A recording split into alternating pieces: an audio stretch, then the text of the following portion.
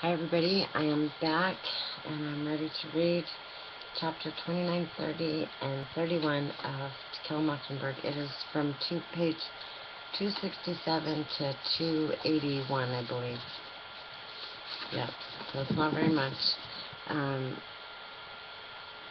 Last night, chapter 28, finished off with the kids going to the pageant and on their way home in the pitch black dark, being attacked by someone, and Jim's arm being broken by this someone, and it ends up being Bob Ewell stabbed, found stabbed to death underneath that big oak tree in the schoolyard, and that's where we're at. Chapter 29. Aunt Alexandra got up and reached for the mantelpiece. Mr. Tate rose, but she declined assistance. For once in his life, Atticus's instinctive courtesy failed him. He sat where he was. Somehow I could think of nothing but Mr. Bob Ewell saying he'd get Atticus if it took him the rest of his life. Mr. Ewell almost got him, and it was the last thing he did. Are you sure? Atticus said bleakly. Well, he's dead all right, said Mr. Tate. He's good and dead. He won't hurt these children again. I didn't mean that. Atticus seemed to be talking in his sleep. His age was beginning to show. His one sign of inner turmoil, the strong line of his jaw, melted a little. One became aware of telltale creases forming under his ears. One noticed not his jet black hair, but the gray patches growing at his temples. Hadn't we better go to the living room? Aunt Alexandra said at last. If you don't mind, said Mr. Tate, I'd rather us stay in here if it won't hurt Jem any. I want to have a look at his injuries while Scout tells us about it. Is it all right if I leave? She asked. I'm just one person too many in here. I'll be in my room if you want me, Atticus. Aunt Alexandra went to the door, but she stopped and turned. Atticus, I had a feeling about this tonight. This is my fault, she began. I should have... Mr. Tate held up his hand. You go, Miss Alexandra. I know it's been a shock to you, and don't you fret yourself about anything. Why, if we followed our feelings all the time, we'd be like cats chasing their tails. Miss Scout, see if you can tell us what happened while it's still fresh in your mind. You think you can? Did you see him following you? I went to Atticus and felt his arms go around me. I buried my head in his lap. We started home. I said, Jim, I forgot my shoes. As soon as we started back for him, the lights went out. Jim said I could get him tomorrow. Scout, raise up so Mr. Tate can hear you, Atticus said. I crawled into his lap. Then Jim said, hush a minute. I thought he was thinking. He's always wants you to hush so he can think. And then he said he heard something, and we thought it was Cecil. Cecil? Cecil Jacobs. He scared us once tonight, and we thought it was him again. He had on a sheet. They gave a quarter for the best costume. I don't know who won it, but where were you when you thought it was Cecil? Just a little piece from the schoolhouse. I yelled something at him. You yelled what? Cecil Jacobs is a big fat hen, I think. We didn't hear nothing. And then Jim yelled hello or something loud enough to wake the dead. Just a minute, Scout, said Mr. Tate.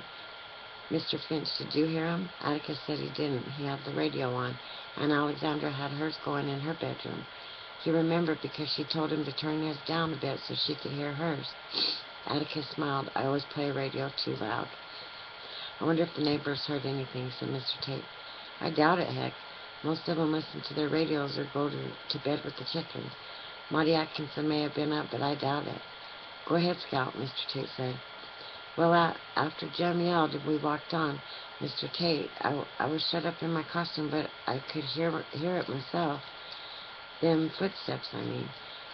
They walked when we walked and stopped when we stopped. Jim said he could see me because Miss Crenshaw put some kind of shiny paint on my costume. I was a ham. How's that? Asked Mr. Tate, startled. Atticus described my role to Mr. Tate, plus the construction of my garment. You should have seen her when she came in, he said. It was crushed to a pulp. Mr. Tate rubbed his chin. I wondered why he had those marks on him. His sleeves were perforated with little holes. There were one or two little puncture marks on his arms to match the holes. Let me see that thing, if you will, sir. Atticus fetched the remains of my costume. Mr. Tate turned it over and bent it around to get an idea of its former shape. This thing probably saved your life, he said. Look. He pointed with a long forefinger. A shiny, clean line stood out on the dull wire. Bob Ewell meant business, Mr. Tate muttered. He's out of his mind, said Atticus. I don't like to contradict you, Mr. Finch. He wasn't crazy and mean as hell. Low-down skunk with enough liquor in him to make him brave enough to kill children. He'd never have met you face to face. Atticus shook his head. I can't conceive of a man who'd... Mr. Finch, there's just some kind of men you have to shoot before you can say hi to them. Even then, they ain't worth the bullet it takes to shoot 'em. You's one of them. Atticus said, I thought he got all out of him the day he threatened me. Even if he hadn't, I thought he'd come after me. Well, he had guts enough to pester a poor colored woman.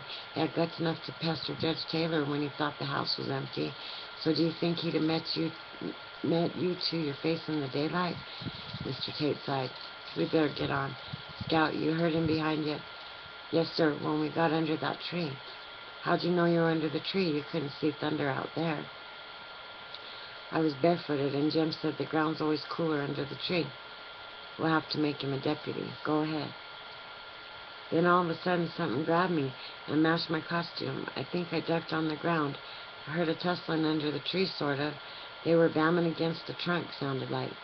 Jim found me and started pulling me toward the road. Mr. Yule yanked him down, I reckon. They tussled some more, and then there was this funny noise, and Jim hollered.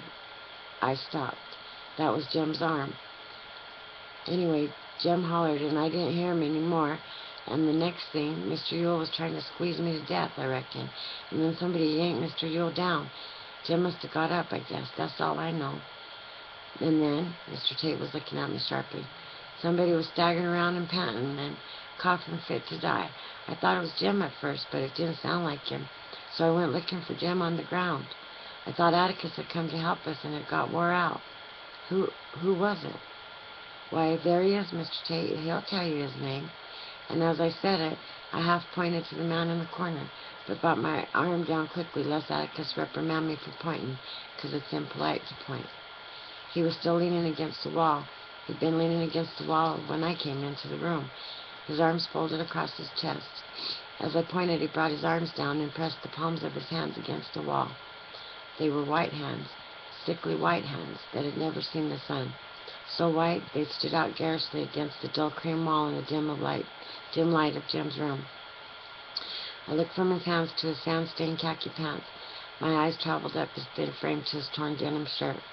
His face was as white as his hands, but for a shadow on his jutting chin. His cheeks were thin to hollowness. His mouth was wide.